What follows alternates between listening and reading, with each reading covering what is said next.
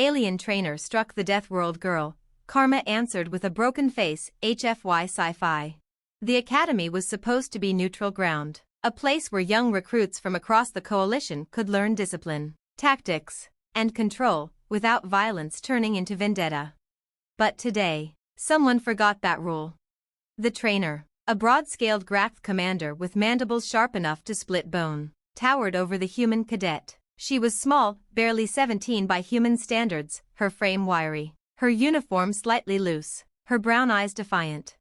"Stand still," the trainer barked, pacing circles. "You are fragile. You are prey. If you cannot master the stances, you will die in the field, and you will shame your species." A snicker ran through the alien recruits. Humans were the new addition to the academy. Nobody quite believed the rumors about them, their reputation as Deathworlders, their ferocity, their impossible survival. To most, they just looked weak. The girl, Cadet Mira Keen, didn't flinch. She reset her stance, her fists curled, her breathing steady. The trainer snapped his tail against the floor. Again. She moved, quick, sharp, precise. But not perfect. The Grath lashed out with his arm, striking her across the face with the back of a clawed hand. The crack of impact echoed through the hall. Gasps rippled from the cadets. Her head snapped sideways. Blood welled at her lip. She stumbled, then froze, rooted to the spot.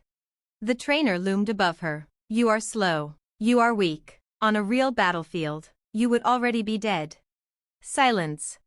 Then Mira straightened, slowly, very slowly. Her voice was low, almost calm. "On my world," she said, wiping the blood with her sleeve, "we have a saying." The trainer tilted his head, amused. "Oh, and what is that?" Mira raised her eyes, dark and steady as a predator's. "Don't hit something, unless you're ready for it to hit back." Before he could laugh, she moved. Not with academy stances, not with the sluggish, deliberate drills, but with something raw, human, forged in gravity and danger. She stepped inside his guard, twisted her body, and let the weight of an entire Deathworld snap through her fist. The sound was not a strike, it was a detonation. The Grath's mandibles cracked. His head whipped back with such force that his body followed, sprawling across the mat. A spray of blood and broken teeth scattered onto the training floor. The entire hall went silent. Mira shook out her fist, wincing slightly at the sting, then stood over the crumpled alien. She spat blood onto the mat beside him. "Lesson for the day," she said, her voice carrying across the stunned cadets. "Humans aren't prey." No one laughed this time. No one even breathed. And as medics rushed to drag the unconscious trainer away, every alien in the room understood something new. Karma wore human knuckles. Would you like me to expand this into a longer academy arc, where Mira keeps proving humanity's reputation true against different trainers and cadets? Or keep it as a short, brutal one-shot? Got it. Here's the next part of the story, continuing right after Mira floored the Grath trainer. Part 2, Whispers in the Barracks. The medics hauled the Grath out on a stretcher, his mandibles strapped shut to keep them from dangling. He was still unconscious. The other cadets stared at Mira as though she had sprouted fangs. She didn't look back at them. She just picked up her duffel bag, slung it over her shoulder, and left the training hall without a word. That night, the barracks were alive with whispers. She broke Commander Threx's jaw with one hit. No, 3 places. I heard the medics say his entire cranial ridge is fractured. She's tiny. She shouldn't even be able to lift half her own body weight in this gravity. How? Mira sat on her bunk, rolling her bruised knuckles, ignoring the stares. She'd grown up on Earth. She knew how people looked at humans when they forgot the stories and saw only skin and bone. Weak, breakable, soft. That illusion never lasted long. A hulking reptilian cadet finally spoke aloud, his voice booming. "Human, you cheated. You used some kind of forbidden technique." Mira glanced up. "It's called punching. You'll see it again if you ask nicely."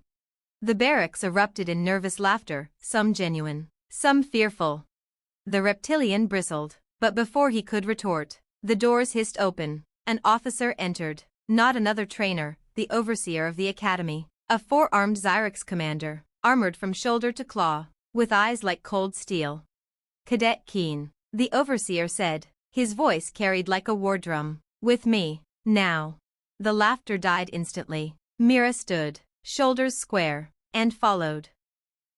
They walked through the halls, silent except for the faint hum of the academy systems. Finally, the overseer stopped outside a sealed chamber.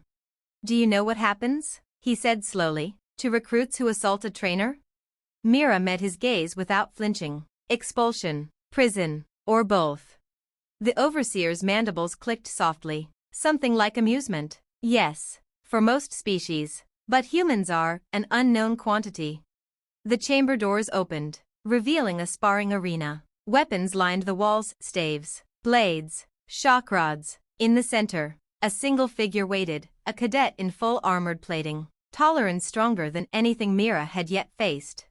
The overseer gestured toward the ring. Prove to me your people are not a mistake. Survive 5 minutes against him. If you fail, his claws flexed, your species is expelled from the coalition program, permanently. Mira stepped forward without hesitation. Her lip was still bleeding, her knuckles still raw, but her eyes burned with something older than fear.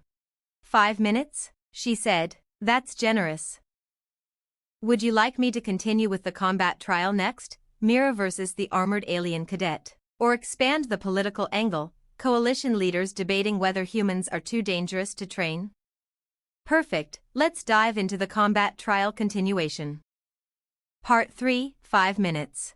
The armored cadet's name was Vekthal. Rumors said he'd already seen real battle before being transferred here, an apex predator species finest, handpicked for the academy. The overseer's voice boomed. Begin. Vekthal lunged without hesitation, his massive blade sweeping in a downward arc. Mira rolled sideways, the blade crashing into the floor with a thunderous crack. Sparks leapt. She had no armor, no weapon, just fists, speed, and human stubbornness.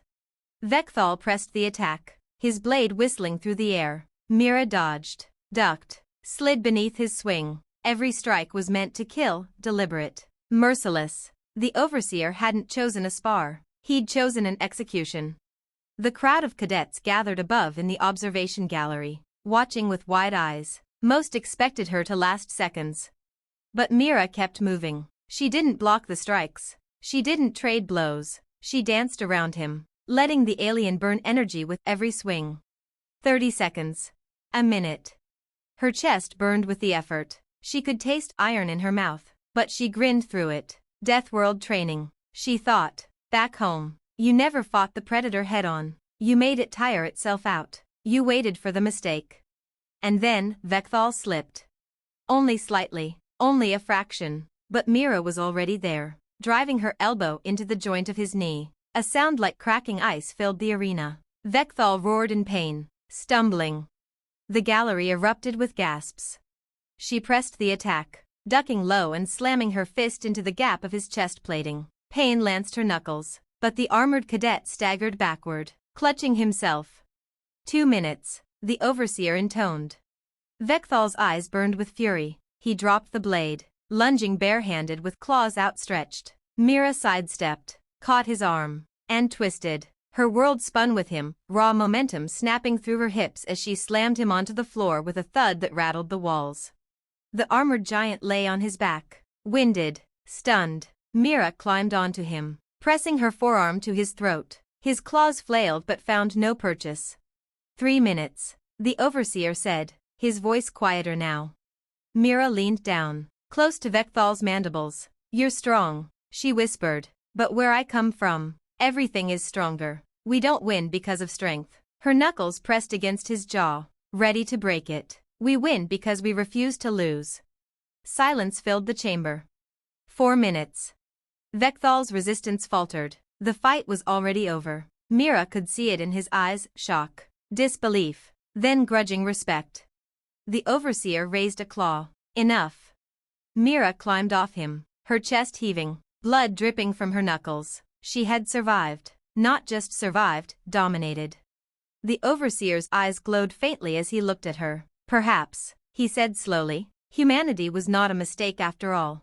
The gallery exploded with whispers, every cadet now staring at Mira not with mockery, but with fear. Would you like the next part to show how the other cadets start treating Mira, fear, respect, challenges, or shift to the Coalition Council's reaction to hearing that a human girl dismantled one of their strongest cadets? Alright, let's push forward with the Coalition Council's reaction. Part 4, the Council's debate. News traveled faster than light. By the next cycle, Myra's fight was no longer confined to whispers in the Academy halls. The footage, grainy, shaky, but undeniable, was already playing across the Coalition's inner channels. A human girl. Unarmored. Unarmed. Bringing down Vekthal, the pride of the Corlith. The council chamber was a hollowed moon, vast and echoing, where the leaders of 23 species met. The recording played once more, Myra's elbow shattering Vekthal's stance, her words carrying clearly through the arena mics. We don't win because of strength. We win because we refuse to lose. When the footage ended, the chamber erupted. She is a danger, hissed the envoy of the Delrax, her translucent fins quivering with agitation. If one juvenile can cripple a trained warrior, what of their armies? What of their adults? They are unstable, rumbled a Thark ambassador, his bulk shaking the floor. Already they have struck their trainer, humiliated a champion. Is this discipline, or savagery? Others muttered agreement. Fear was easy fuel. Then, slowly, the voice of the Arbiter of Xyrix cut through the noise. Calm, cold, calculating. Or, he said, this is precisely why we brought them here. The chamber stilled. He gestured with two of his four arms toward the frozen image of Mira standing over her opponent. The warfront spreads. Every cycle, we lose colonies to the swarm. Our finest warriors fall. And yet here is a species so young, so fragile, that refuses to bow. They survive because they must. They fight because it is the only way their world ever allowed them to live. They are chaos incarnate. Another delegate spat.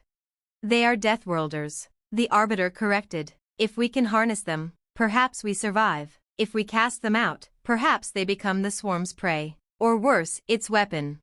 The chamber buzzed with uneasy silence. The gamble was clear. To embrace humanity was to embrace fire. To reject them was to risk that fire turning elsewhere. Finally, the council chair spoke, her voice a ripple of steel. Then it is decided. Humanity remains. We will monitor closely, and we will prepare for the day their spark either saves us. Her eyes flicked to Myra's defiant image, frozen mid-fight. Or burns us all. Would you like the next part to return to Myra's academy life, cadets now testing or fearing her? Or zoom out to show humanity back on Earth reacting to the Council's decision and Myra's unexpected fame? Excellent, let's swing the lens back to Mira at the Academy, now living with the fallout of her 5 minutes. Part 5, Fear in the Barracks. When Mira returned to the barracks, the air felt different.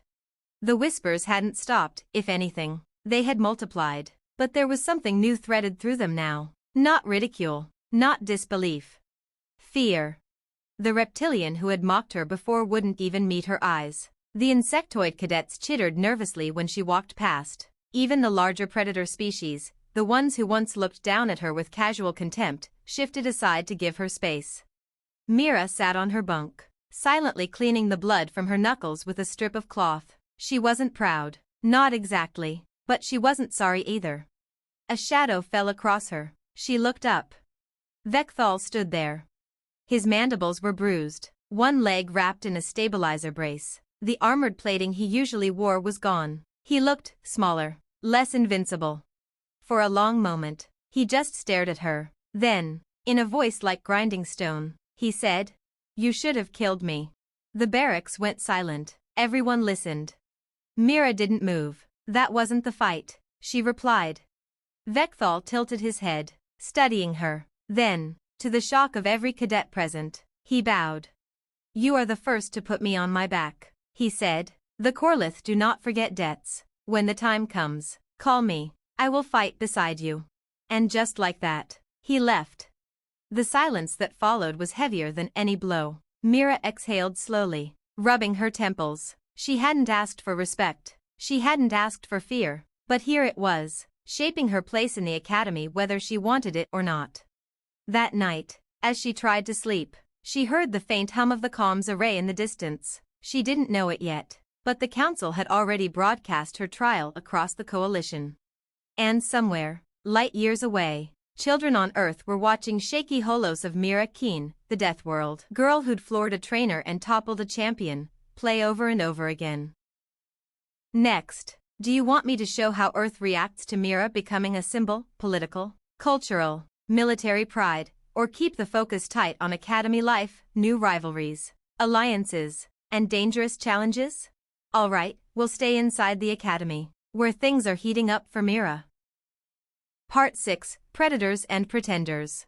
The Academy was never quiet again after Myra's trial.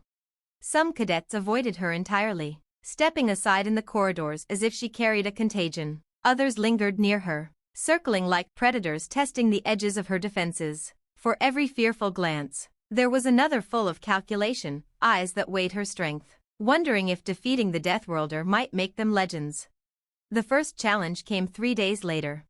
Mira was finishing a run on the gravity track when an armored insectoid cadet, clicking with irritation, blocked her path. His carapace gleamed like obsidian, and his mandibles snapped with every word. "You've made fools of us all, human," he hissed. "But let us see how you fare against a species born with armor." Mira wiped sweat from her brow. "You sure about this? I just finished 6 miles. Wouldn't want you to think I wasn't warmed up." The insectoid screeched, lunging. He was fast, faster than Vekthal, faster than Threx the trainer. His claws blurred in the dim light, but Mira wasn't there. She ducked, sidestepped, let him strike at air. His claws sparked against the track walls. The cadets watching from the rails cheered and jeered, hungry for a spectacle. Mira waited for the rhythm, then drove her boot into one of his legs. The joint cracked. The insectoid stumbled. One strike, then another, Myra's fists hammering at the weak spots where armor met soft flesh. Her knuckles screamed in protest, but she didn't stop until the cadet collapsed, wheezing. She stepped back, chest heaving. "You've got armor," she said between breaths, "but so do beetles back home. We step on them, too." The gallery erupted in chaos. Some cadets laughed, others shouted in outrage. The insectoid's friends dragged him away, glaring daggers at Mira. By the end of the cycle, 3 more cadets had issued formal challenges. The overseers allowed it. Some secretly wanted to see her crushed, others wanted proof that she truly was what the council suspected. Mira knew what it meant. This wasn't training anymore. It was survival. Each fight brought more eyes to her corner of the barracks. Some cadets watched with suspicion, others with admiration. A few even approached her quietly, asking for tips, for lessons, for whatever edge had let a fragile Deathworlder stand against champions. And without realizing it, Mira Keen, the girl who just wanted to keep her head down, was becoming something else. Not just a cadet. Not just a human. A leader. Want me to take the next part toward Mira building a loyal following of cadets, an unofficial squad forming around her? Or should we pivot back to the Coalition Council, where some fear she's training an army inside their academy? Great, let's push into Mira beginning to form a following inside the academy, whether she wants it or not. Part 7, The Deathworlder's Circle. By the second week, Mira could no longer eat in peace. The mess hall had become a stage. Cadets glanced up whenever she walked in, trays pausing midair. Some whispered insults under their breath, but most stayed silent, their antennae, ears, or frills twitching with nervous energy. She ignored them and found a corner seat, but she wasn't alone for long. The first to join her was Vekthal, limping slightly, still wearing his leg brace. The massive Corlith set his tray down beside her. The bench groaned under his weight. The hall froze as he sat with her, an unspoken declaration. Next came 2 smaller figures, a wiry avian with bright yellow plumage, and a lanky amphibian with skin that shimmered like oil. They said nothing at first, just sat across from Mira, heads ducked as though afraid of drawing attention. Finally, an insectoid, not the one she had beaten, but another of his kind, skittered forward and set down a tray. "I wish to learn your techniques," he buzzed, his mandibles clicking nervously. Mira raised an eyebrow. "Techniques? You mean, running until you puke and punching things until they break?" The insectoid clicked again. "If it works, yes." To her surprise, Vekthal grinned, baring rows of serrated teeth. "I told you, Human. They will come. They will gather. Warriors smell strength like blood in the water. Mira stabbed at her food, shaking her head. I'm not here to lead anyone. I'm just trying to survive this place. But the truth was already obvious. Survive long enough, and people start following. That night, on the training floor, she found herself with an audience. Not challengers this time, but cadets copying her stretches, mimicking her movements, asking questions. How did she turn her hips into a strike? How did she breathe to recover so fast? She tried to wave them off. I'm no trainer. But then the avian cadet repeated her own words back at her. We don't win because of strength. We win because we refuse to lose. And Mira froze, because now it wasn't just a phrase she'd spat in the heat of a fight. It was becoming a banner. By the end of the cycle, they were calling themselves the Deathworlders Circle, a ragged group of misfits and outcasts, gathering in the shadows of the academy, bound not by species, but by survival.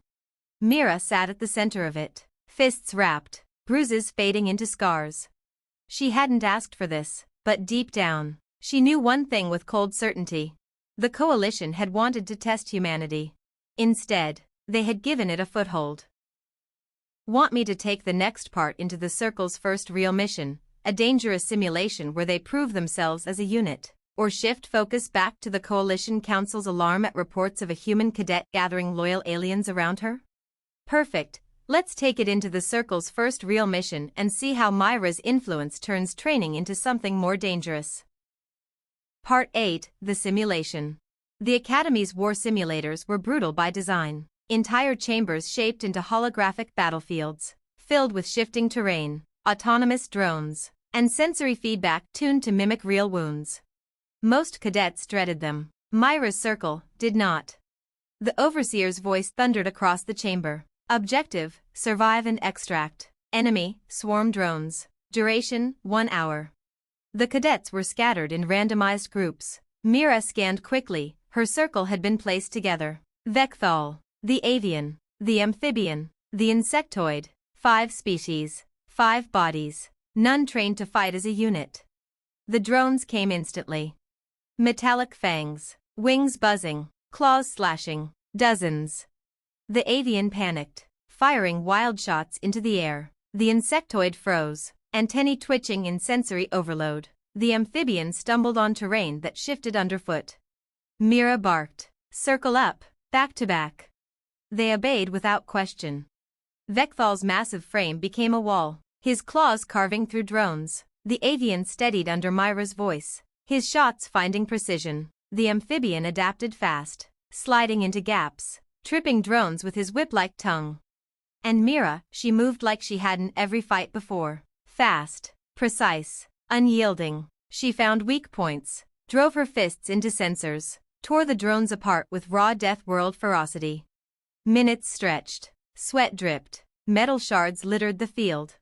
Then the terrain shifted, hills rising, smoke flooding. The swarm came thicker, larger. Panic surged. The circle faltered. Mira slammed her fist into the ground to get their attention. Listen to me, she shouted over the noise. You don't win this by strength. You win because you refuse to quit. That's what it means to fight with me. You understand? Their eyes locked onto her, alien, diverse, terrified, but burning with something new. Resolve. And together, they pushed back. The final minutes blurred into chaos's claws, fire, smoke. But when the simulation timer cut out, when the swarm dissolved into nothing, only one squad stood intact. The Deathworlders Circle. In the control room, overseers and council observers watched in silence. On their displays, Mira Keen stood surrounded by her mismatched squad, all bloodied, all exhausted, yet alive. One overseer muttered, "Impossible." The arbiter of Xyrix only clicked his mandibles. "Not impossible, human." Would you like the next part to show how the circle starts attracting even more cadets, turning into a movement? Or jump back to the council's growing alarm that Mira has unintentionally created a multi-species human-led unit inside their academy? Alright, time to show the council's growing alarm as Myra's circle starts looking less like a study group and more like an army in embryo. Part 9, The Council Fractures. The council chamber was tense. Hollow footage of the latest simulation played across the vaulted dome, Mira Keen and her circle, back to back, tearing through swarm drones that had broken every other squad. The recording ended with Mira lifting the insectoid cadet to his feet, bloodied but alive. Her words were caught by the mics. "We walk out together, always together." The chamber filled with a low hiss of overlapping translations. "She has gathered them into a pack," spat the Delrak's envoy, fins trembling with outrage. "Look at them, predators obeying a human cub." "A Deathworlder cub," corrected the Thark ambassador. His voice shook the floor. "And they obey her willingly. This is not natural." Across the table, the Arbiter of Xyrix folded two of his forearms, mandibles clicking. "Perhaps it is precisely natural. Some species inspire fear, others inspire loyalty. The human seems to inspire both. That makes her dangerous. It makes her useful," the Arbiter countered. The chamber erupted again, half the delegates demanding her expulsion, half arguing she represented the very weapon they needed against the swarm. Finally, the chair slammed her staff down, silencing them all. Her voice echoed like steel through the chamber. "Understand what you see. In less than 3 cycles, a single human cadet has done what none of your kind achieved in years. She has united predator and prey, claw and feather, carapace and flesh. This is either the beginning of salvation, or of catastrophe." She paused, her eyes narrowing at the frozen hollow of Mira surrounded by her circle. "Either way, the galaxy will not be the same." Back in the academy, Mira had no idea her name had already been whispered in the highest chambers of power. She only knew that more cadets were showing up at her training sessions each night. What had started as 5 was now 15. Soon, it would be more. And somewhere deep down, Mira realized she wasn't just surviving anymore. She was leading.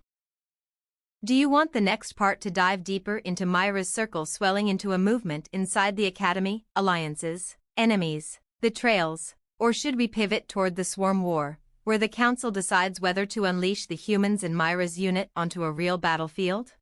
Perfect, let's keep it inside the academy, where Myra's circle is swelling into something the coalition never expected. Part 10, The Movement. It started small. An extra cadet showing up at Myra's morning drills, a pair of recruits quietly eating near her table in the mess hall, a nervous amphibian asking if she'd review his stance after lights out. But by the end of the next cycle, the circle had doubled. By the next week, it had tripled. They weren't all warriors. Some were weak, awkward, or written off by their trainers. Others were predators with tempers too wild to fit into disciplined squads, outcasts, misfits, failures. Mira took them anyway. "You want in?" she told them one night under the humming lights of the training floor. "Fine, but you fight harder than you think you can. You watch each other's backs. You don't quit, ever. That's the rule." And they followed. The circle became a fixture in the academy, a mismatched group training in the corners, sparring after hours, running longer, striking harder, lasting where others broke. Their unity was strange, unnatural. Predator species tolerated prey, rivals fought side by side, all because of a human girl who refused to bow. The overseers noticed. Some grumbled, others watched with wary interest, a few even began to admire what they saw, but official recognition never came. The circle wasn't sanctioned, it was tolerated, for now. Not everyone was pleased. One night, Mira returned to her bunk to find her mattress slashed open. Feathers scattered across the floor, a crude message scratched into the wall. "Human plague." She sat down on the ruined bunk, silent. Around her, the circle stirred with anger. Vekthal wanted blood. The avian wanted names. The insectoid buzzed with rage. Mira raised a hand. "No, we don't waste strength on petty cowards. We train. We fight where it matters." But even as she said it, she knew something had changed. The circle wasn't just training anymore. They were becoming a faction. And factions, in the academy, had consequences.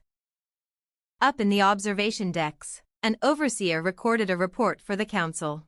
The human cadets circle now numbers 32. Their cohesion exceeds that of any sanctioned unit. They show loyalty beyond species divides. If allowed to continue, they will become a force beyond our control. He paused. mandibles clacking uneasily.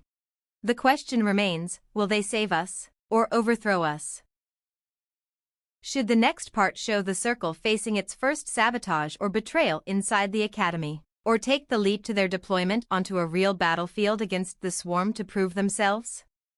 Alright, time for the first sabotage and betrayal inside the Academy, where the Circle faces danger not from drones, but from their own peers. Part 11, Knives in the Dark. It happened during night cycle. Mira woke to the faintest scrape of claws on metal, too deliberate to be maintenance, too soft to be accidental. She rolled from her bunk silently, signaling to Vekthal across the room with a quick hand sign they'd adopted. He stirred, muscles tense, claws flexing.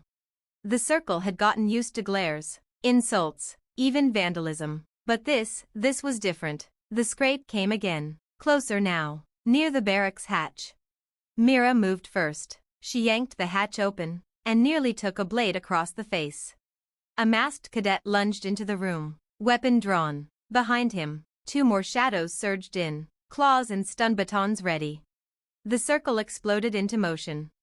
Vekthal barreled into the first intruder, his sheer bulk pinning them against the wall with a sickening crunch. The avian shrieked, darting forward with precise, blinding strikes. The insectoid intercepted a baton, his carapace sparking with the blow but holding long enough for Mira to smash a fist into the attacker's throat. It was fast, brutal, over in seconds. 3 cadets lay groaning on the floor, their weapons scattered, their masks torn away revealed familiar faces, rivals from the higher ranks, all species that had mocked Mira since day 1. The Circle stood in stunned silence. Mira wiped blood from her knuckles. They tried to kill us, she said flatly. The insectoid buzzed, antennae trembling. No, worse. They tried to erase us, off the record. No overseers, no witnesses, just bodies found in the morning. The barracks door hissed again. This time overseers stormed in, weapons leveled. The scene froze, the Circle standing over battered rivals. Blades and batons scattered across the floor. The lead overseer's eyes narrowed. Explain. Mira's heart pounded. She knew how this would look. Human girl and her misfit followers, caught in the act of violence, again. And this time, there might be no trial. Do you want the next part to show how Mira handles the overseers, defending the Circle in an interrogation? Or twist it so that the Council manipulates the incident as justification to push the Circle into a real battlefield deployment? Perfect, let's twist it. The Council will use the incident to force Mira and her Circle into a real battlefield trial. Part 12, Expendable Proof. The interrogation chamber was cold, lit by a single harsh beam. Mira sat chained to the table, wrists raw from the cuffs. Across from her, the overseer stared in silence, mandibles clicking in quiet irritation. On the display between them, the evidence looped, 3 cadets unconscious, Mira and her Circle standing over them, the weapons, the blood. Your story, the overseer said finally, is that they attacked you. Mira leaned forward, meeting his gaze. That's not a story, that's what happened. His claws tapped the table. Convenient, then, that all witnesses are your followers. Convenient. Mira shot back, that the cameras outside the barracks just happened to malfunction the same night. The overseer's mandibles twitched. She'd hit the truth. After hours of silence, the door opened. A new figure entered, the Arbiter of Xyrix himself. The overseer stiffened and stepped aside. The Arbiter studied Mira for a long moment, 4 eyes unblinking. You attract chaos, little human. I don't attract it, Mira said. I survive it. The Arbiter's mandibles clicked. Something like a laugh. Yes, and survival is what we need most. He turned to the overseer. Release them, all of them. The overseer gaped. Sir, these cadets nearly killed 3 of their peers. And what better way? The Arbiter interrupted. To test if humans are truly allies or merely animals. Let them prove it. Not in your barracks, on the front. Mira's stomach sank. She knew what that meant before he even said it. The Circle, the Arbiter declared, will deploy against the Swarm, a live battlefield. If they succeed, humanity earns its place. If they fail, then the problem resolves itself. Back in the barracks, Mira told her Circle the news. They stared in silence, some trembling. others grinning with grim resolve. Vekthal only cracked his knuckles. Finally, he said, a real fight. Mira sat heavily on her bunk, rubbing her bruised wrists. She wanted to tell them the truth, that the council wasn't rewarding them, that they were being thrown into the fire as expendable proof. But instead, she looked each of them in the eye and said, then we'll do what we always do. We don't quit. We don't break. We walk out together. The circle roared in agreement. And somewhere in the depths of coalition space, the swarm stirred, unaware that their next battle would be against a ragtag squad led by a human girl from a Deathworld. Would you like the next part to dive straight into the Circle's first real battlefield mission against the swarm? Or show a slower build-up, the transport ride, soldiers doubting them, Myra's preparations and fears before the drop?